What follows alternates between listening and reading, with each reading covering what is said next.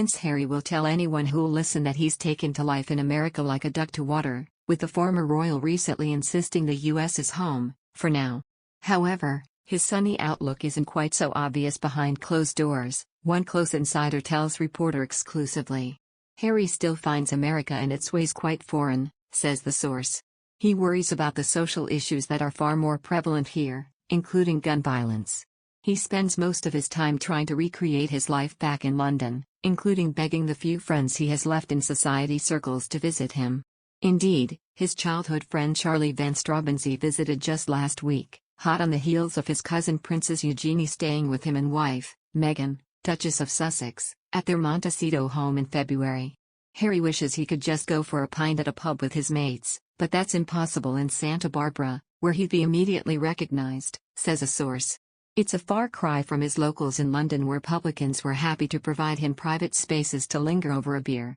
It's the little things like that he misses, as well as key things like safety. A separate source reveals Harry, 37, was never that keen to move to California, and instead was content with the happy medium provided by his and Meghan's stay on Canada's Vancouver Island over Christmas in 2019. The plan, as far as Harry knew, was to try a life in Canada, where he could enjoy the trappings of his royal status in a Commonwealth country, but they'd be within a 3-hour flight to LA to cater to Meghan's Hollywood ambitions, the insider says. But when COVID hit in 2020 and Canadian borders to the US were closing, Meghan hit the panic button and decided they should flee to LA. 6 months later they'd bought a huge, expensive house in Montecito and Meghan was cold calling American politicians and booking them in with Netflix.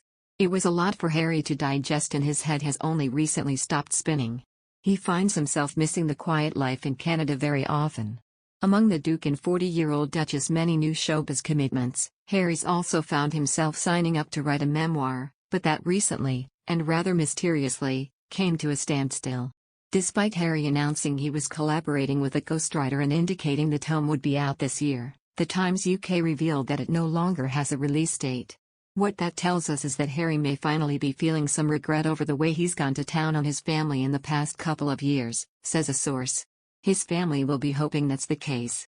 In other rumor, when Harry and his family jetted into London late last week, Kate, 40, knew this was her big chance to help heal the brothers' rift and get her old partner in crime back.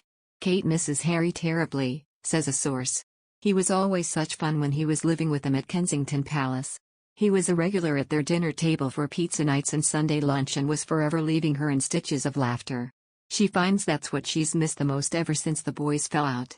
Harry, 37, meanwhile, has long described Kate as the sister I never had. It's believed that Kate has tried valiantly to keep their friendship alive even after the family relations became fractured and Harry moved with his wife Meghan, Duchess of Sussex, and son Archie, now 3, to the US. Kate wrote, "Sent gifts for Archie and again for little Lilibet when she was born," says a source. Harry always appreciated that. He also appreciated Kate keeping him company at Prince Philip's funeral last year when the rest of the family wouldn't go near him. When it was just him and Kate chatting away, it felt like old times. Privately, it was expected that the Sussexes would introduce Lilibet, who turned 1 on Saturday, to her British relatives, including the Queen and Duke and Duchess of Cambridge. "There's no way Kate would miss meeting Harry's baby girl," says a source. "I'm sure there were a few nerves ahead of Kate catching up with the Sussexes, especially since Meghan's comments in the press about the royals left Kate fairly churned up, but there's nothing she loves more than a baby, so she would have set everything aside for Lily and Harry." Kate and Harry were close for more than 10 years, that sort of friendship doesn't just vaporize, and I'm sure as soon as they saw each other, just like at Prince Philip's funeral, all of the tension would have fallen away.